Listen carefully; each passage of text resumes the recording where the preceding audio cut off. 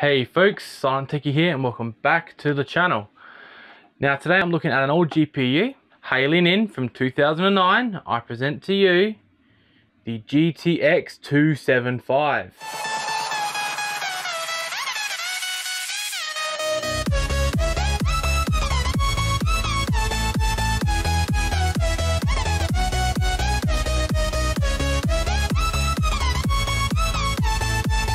Now, just on a little side note here, sorry that I have not produced any videos in about a week. I know that I missed the tech chat, and of course due to some information being on the screen while I tried to record this last video here, I haven't actually brought out a video in a week, and yeah, I've had a lot going on, found it a little bit hard.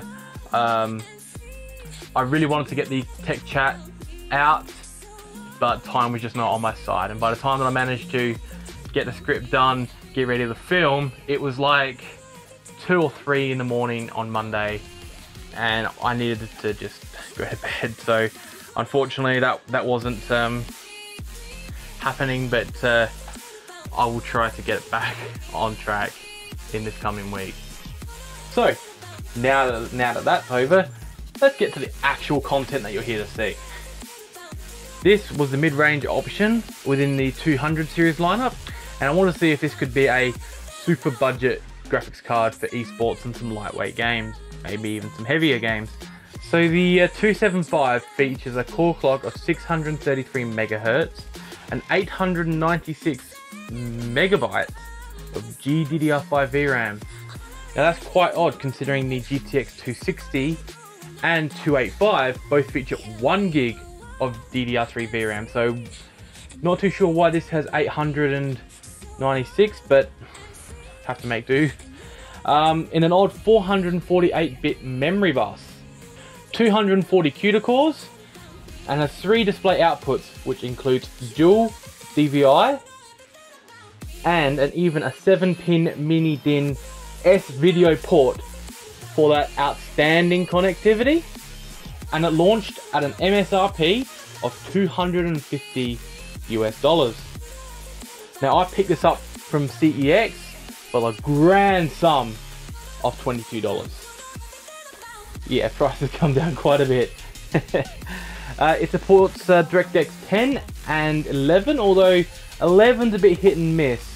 Sometimes it works great, other times not so much. So anyway, and OpenGL 2.1. It has a TDP of 219 watts with 2 6-pin PCIe power connectors required to power the graphics card. So a 500 watt power supply is recommended, although you could probably get away with a 450 watt with some SATA to 6-pin PCIe connectors. And it even supports 3-way SLI through the bridge cover. Yep. 3-way SLI, although I will not be testing that today. So let's have a look at its gaming performance.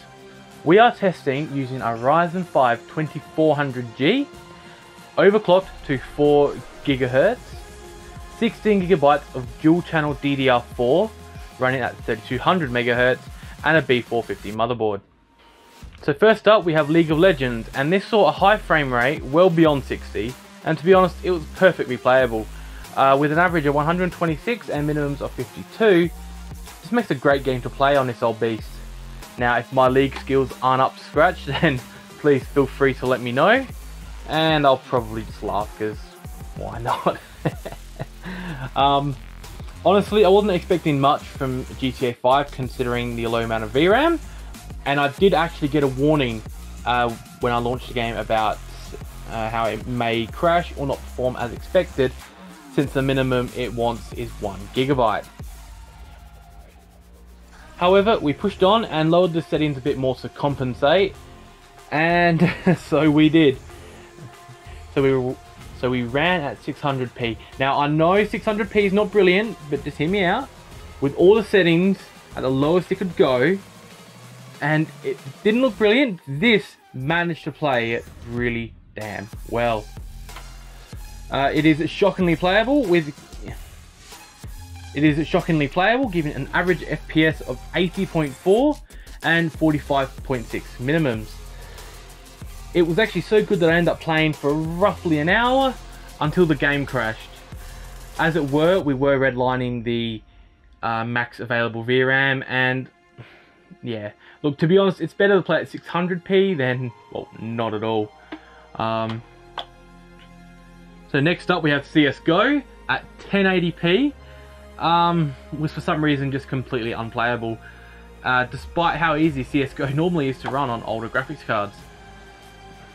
However, at 900p, we see a completely different story. And while it wasn't giving us the best competitive frame rates, it certainly was a fun experience, bringing an average FPS of 127.2 with minimums of 62.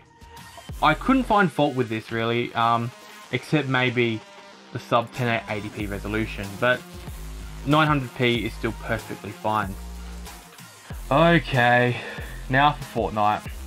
We set the settings on the lowest preset, except for the view distance, which was at epic. Now we set it to epic because in Battle Royale games, it's ideal to set it as high as you can possibly get it. And the results weren't actually too bad. We actually got an average FPS of 56.2 with minimums of 38.9. Yeah, look, like I said, it wasn't too bad. At 1080p, it doesn't actually look that great. If you bumped it down to maybe 900p, 720p, it would look a little bit nicer, but look, playable, absolutely. Now, I tested our next game, Far Cry 2, at 1080p, with a mix of medium and high, but most of the settings pushed to high. Apart from some stutter here and there, it actually looked pretty damn nice, with averages of 65.2 and minimums of 37.3. I mean, you know, I found it to be a pretty good experience, and yeah, it was actually pretty playable. Finally, we have Assassin's Creed 3, which is actually one of my favourites in the Assassin's Creed series. However, I haven't bought the remastered one, this is the OG one, and that is especially important here, because the original one was a unoptimized port over from the consoles, and that is reflected in the minimums of 10.6, while the average was actually 57.1, and there was no CPU bottleneck here.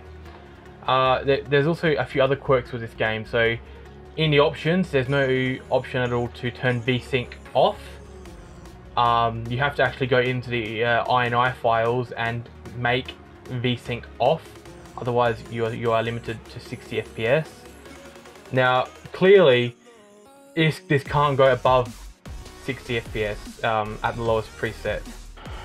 So look, it was a decent experience, but since this ran at 1080p with the lowest of all settings, I think perhaps this probably run better at 720p or 900p, and you'd probably get a good experience, or just get a slightly more powerful graphics card for this game, either one.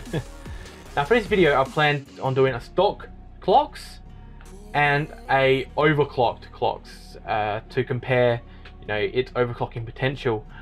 However, much like Luc Lafreniere's R9 290 in Scrapyard Wars 3, as soon as I applied the slightest overclock to the GTX 275, this thing just died. Well, not died, but you know, it crashed and reset, which is a shame, but perhaps it was poorly treated in its past life and the silicon just couldn't handle it. Either way, at stock, it ran perfectly fine. I think that for most of the games tested here, it's a case of better to play it at low settings and low resolutions than not at all. And to be honest, it actually wasn't that bad of a experience. And I fully expect to be using the 275 in another build at a later date. It is tricky to recommend though, due to its beefy power supply requirements. But you look, if you can find this card cheap in whatever area you live in, and you have a 450 watt or 500 watt power supply lying around, or you can find one near you for cheap, yeah, it does become a little bit more appealing. Now for the temperatures of this reference design, as you probably noticed, it's got a single blower cooler here, so no axial fans unfortunately. At the stock fan curve, I was getting to 79 degrees at CSGO in the dashboard. So So I hadn't even gotten into the game yet. I was in the dashboard and 79 degrees. Yeah, wow. Don't really know what to say about that, but so after I set a more aggressive fan curve in MSI Afterburner, it did raise the noise level a bit, but not too much. But it handled it like a charm. Oh, one more thing just before we go. This green screen behind me was graciously donated by a subscriber, who I will not name, just in case. So yeah, thank you very much. It should really help this channel grow. So thank you for watching. Please leave a like if you've liked this video. Feel free to comment down below with any comments or questions that you may have. Hit the subscribe button if you want more tech videos coming your way.